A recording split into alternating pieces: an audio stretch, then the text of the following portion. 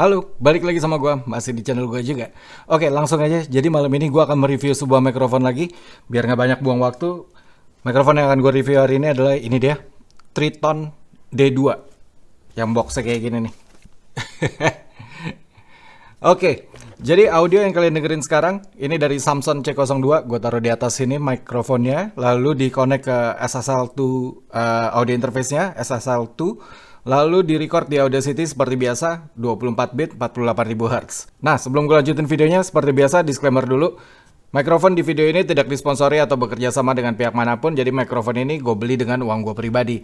Lalu disclaimer yang kedua, di sini gue bukan seorang profesional, di sini gue cuma seorang penghobi aja. Jangan lupa buat kalian yang belum subscribe, bisa kali di subscribe dulu. Oke, langsung aja kita mulai. Jadi ini dia mikrofonnya Triton D2. Triton ini sebenarnya mungkin ini udah generasi keduanya ya, karena seingat gue dulu sempat ngeluarin juga, tapi gue nggak punya mikrofonnya, gue nggak beli dan gue review juga. Waktu itu gue malah lebih milih review yang mereknya Second Wave, sebuah mic OEM Cina yang bentuknya mirip-mirip juga nih sama Triton ini.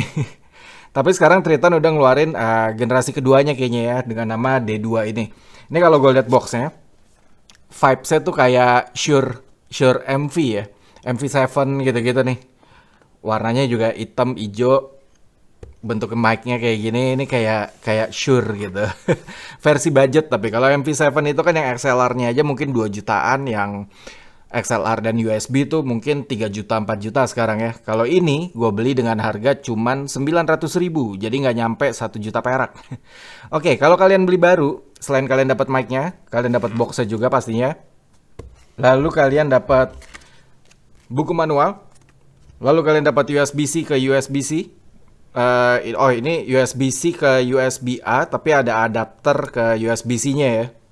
Jadi lumayan lengkap. Lalu kalian juga dapat kabel XLR dari bawaannya. Tapi nanti pas gua ngetes mic-nya kayaknya nggak gue pakai kabel XLR. Kayaknya ini tipikal kabel XLR yang gratisan dari mic budget, yang kecil kepalanya dan terlihat ya sesuai dengan budgetnya. Jadi gue akan tesnya tetap dengan kabel XLR punya gue, yaitu Rode yang biasa gue pakai. Oke, jadi spesifikasi singkatnya ya, tipenya ini adalah dynamic microphone, betul, dynamic microphone. Lalu polar patternnya itu dia nulisnya unidirectional, berarti satu arah aja dari depan. Dan ini end address ya, biasanya mic kayak gini nih bukan side address, bukan dari samping ngomongnya, tapi dari ujung depan sini nih.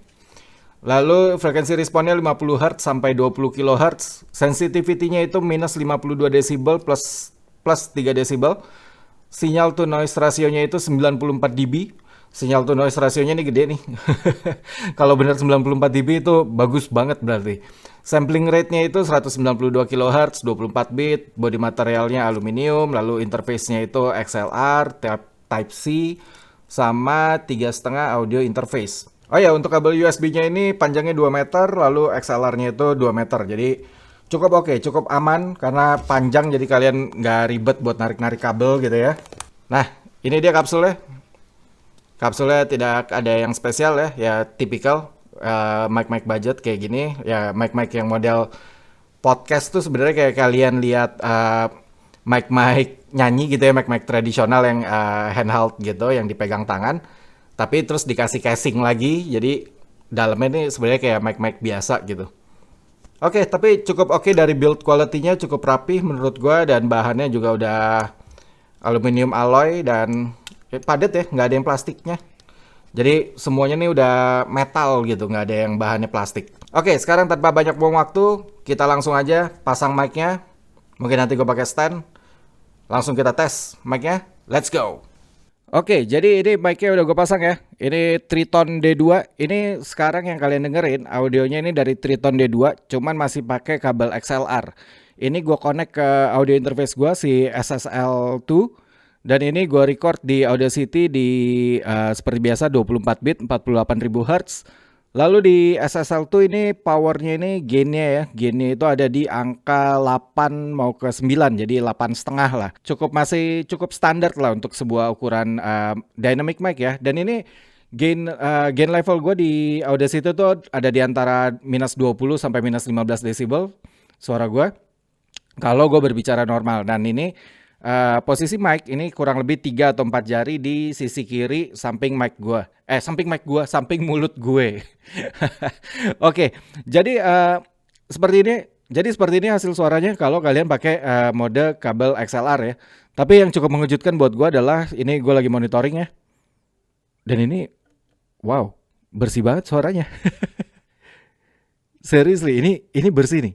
Kalau tadi Samson C02 yang gua pakai buat di pembukaan video ini itu memang condenser microphone ya. Jadi gua taruh di atas, ya condenser microphone lebih sensitif gitu untuk ngambil suara-suara di sekeliling kita. Jadi di lingkungan kita tuh lebih sensitif untuk condenser microphone. Dan ini dynamic mic menurut gue ini senyap banget. Kalau gue monitoring sekarang ya pakai XLR dan SSL2. Jadi gue cukup kaget sih sebenarnya. Ini mungkin salah satu mikrofon dynamic dengan suara noise paling bersih yang pernah gue review. Gue nggak tahu yang lainnya ya, tapi yang pernah gue review aja. Ini wow banget. Gue tadi ragu gitu. Ini beneran mic ini yang gue pasang atau ini gue salah nyolok apa gimana gitu. Tapi ini bersih banget suaranya, serius. Gue nggak dengar apa-apa di headphone gue nih. Bener kan? Mic ini yang lagi gue pakai. Gue sampai ragu sendiri gitu. Tapi nggak tahu ya nanti di editing mungkin SSL2 gue yang error gitu kan. Nggak, tapi ini serius, ini bersih banget. Ini gokil nih mikrofon ini. Ya ini seperti yang gue bilang ya, kalau kalian punya lingkungan, maksudnya kalau kalian mau record tapi lingkungan rumah kalian mungkin gitu berisik, dynamic mic tuh udah paling bener menurut gue ya daripada condenser mic. Karena condenser mic tuh ruangan kalian tuh harus senyap gitu, karena ada bunyi berisik sedikit aja pasti ke pick up sama condenser mic. Oke lah, sekarang mari gue tes dulu mic-nya seperti biasa. Kita akan tes rejection-nya, lalu kita akan tes plosive-nya, lalu kita akan tes proximity effect-nya. Nah, yang pertama paling gampang dulu proximity effect. Ini kalau jarak mikrofon ini 3 jari dari mulut gua ke mikrofon ya. Nah, kalau gue berbicara deket banget, ini gua sampai nyium mikrofon ya. Ini suara gue pasti naik, dan biasanya kalau kalian ngomongnya deket banget kayak gini, low frequency atau bassnya gitu ya, lebih berasa gitu. Nah, sekarang gue akan mundur dengan jarak 1 jengkal dari mikrofonnya. Oke, sekarang gue berbicara dengan jarak 1 jengkal dari mulut gue ke mikrofon dengan volume suara gue yang masih gue usahakan tetap sama. Kurang lebih ini dia hasil suaranya dengan jarak 1 jengkal dari mulut ke mikrofon. Sekarang gue akan mundur lagi ke jarak 2 jengkal. Oke, ini jarak 2 jengkal dari mulut gue ke mikrofon, 2 jengkal. Seperti ini hasil suaranya. Volume suara gue juga tetap gue usahakan sama, intonasi juga masih sama aja. Jadi seperti ini hasil suaranya, jarak 2 jengkal dari mulut ke mikrofon. Oke, sekarang gue balik lagi dengan jarak kurang lebih 3 jari dari mulut gue ke mikrofon di sisi kiri mulut gue ya. Sekarang kita akan tes rejection testnya. Kalau ini gue berbicara secara frontal langsung dari depan mic-nya dengan jarak kurang lebih masih sama 3 jari dari ujung mikrofon ke mulut gue. Sekarang gue akan pindah ke sisi sebelah kanan dari mikrofonnya. Ya, gue bisa dengerin suaranya langsung muffled banget, langsung turun banget suara gue dengan jarak yang masih kurang lebih sama lah. Ya, nambah-nambah 1 jari dari sisi sebelah kanan mikrofonnya. Sekarang gue akan pindah ke sisi sebelah kiri mikrofonnya. Oke, ini dia hasil suaranya dari sisi kiri mikrofonnya dengan jarak yang masih kurang lebih sama 3-4 jari. Ini dia hasil suaranya.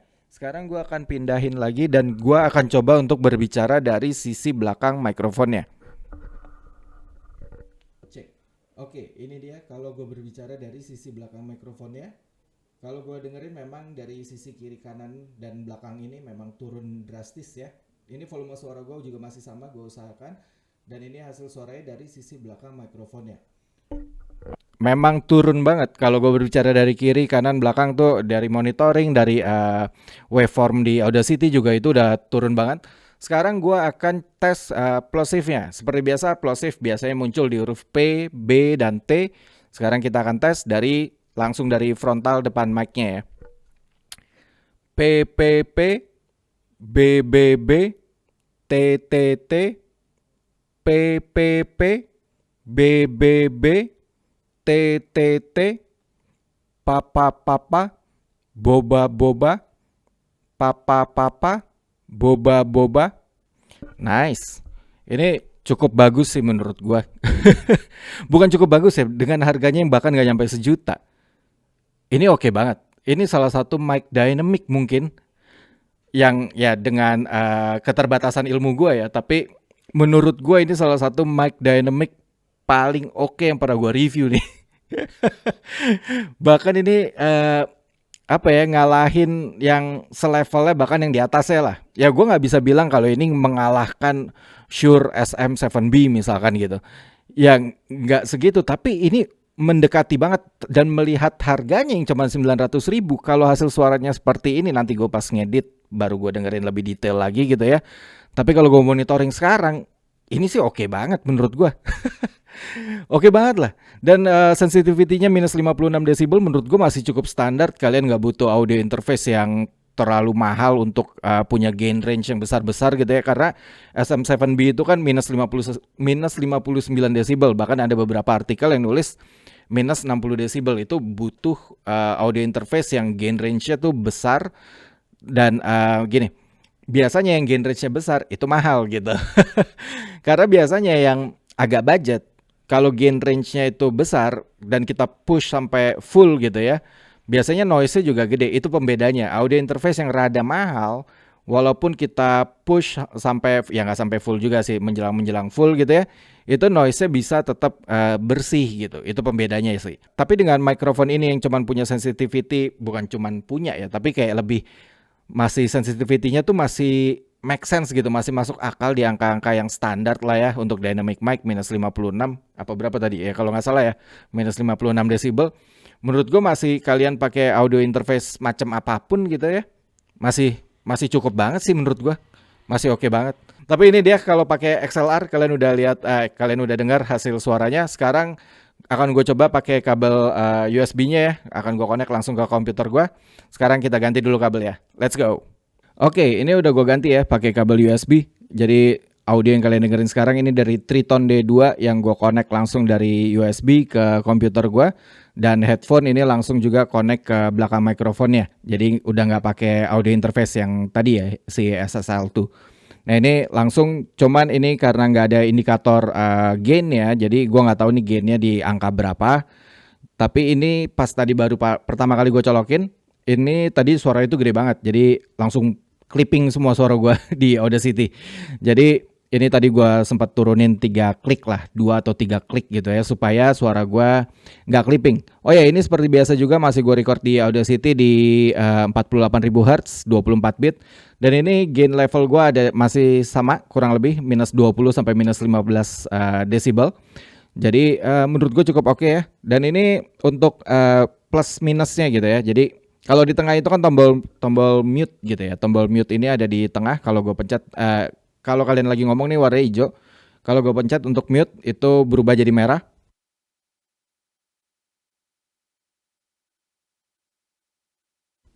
Nah ini balik lagi, udah gue nyalain lagi. Nah ini ada lampu hijau juga yang nyala di sisi mikrofon ya, di logo mikrofon ya.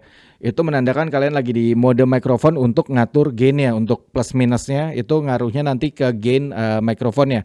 Nah kalau kalian pindahin pencet ke headphone, yang logonya headphone, plus minusnya itu jadi ngaruh ke volume headphone kalian. Lagi-lagi cukup mengejutkan gue. Ini noise-nya senyap banget untuk ngincer audio level di Audacity minus 20 sampai minus 15 desibel.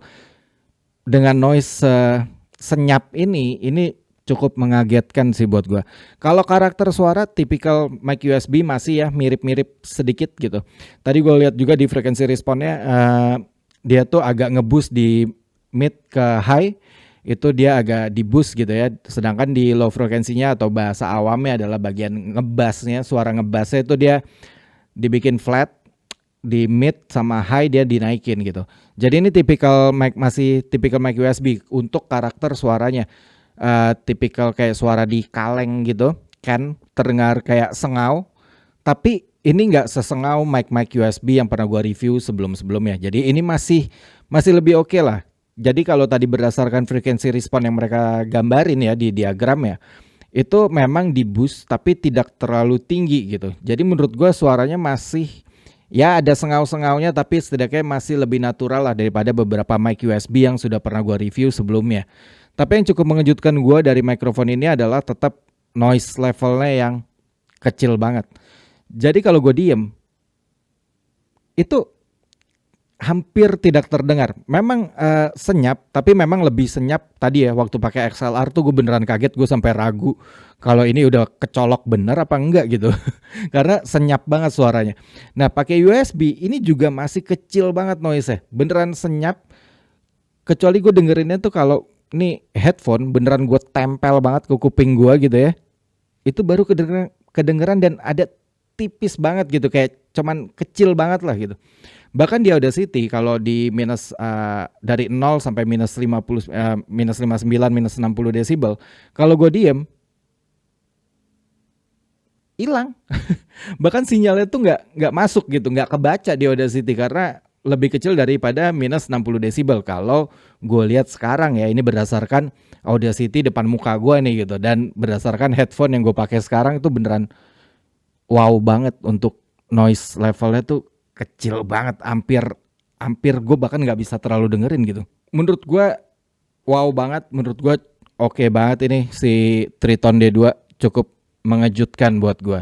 Sebuah brand yang gue nggak tahu ya, correct me if I'm wrong, tapi kalau menurut keyakinan gue ini kayaknya brand-brand OEM Cina yang bikinnya di Cina lalu dimerekin dijual di Indonesia gitu. Tapi dengan kualitas kayak gini wow banget sih. Tapi gue nggak tahu ya jangka waktu pakainya berapa lama nih, karena kadang ada yang beberapa produk budget dari merek-merek budget bagus pertama kali dipakai, tapi begitu dipakai agak lama biasanya tidak tahan lama.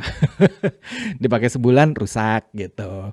Tapi ya berdasarkan sekarang aja deh, berdasarkan gue pakai pertama kali ini ya, ini gokil sih. Tapi kalau gue pribadi gue akan tetap pilih pakai kabel XLR dan akan gue connect ke audio interface gue apapun itu ya. Kebetulan aja hari ini gue pakai SSL2 karena bersih banget dan karakter suaranya tuh gue lebih suka. Kalau USB ya itu gue nggak gitu suka hasil suara dari USB ya, karena terdengar agak kekompres, cempreng, sengau.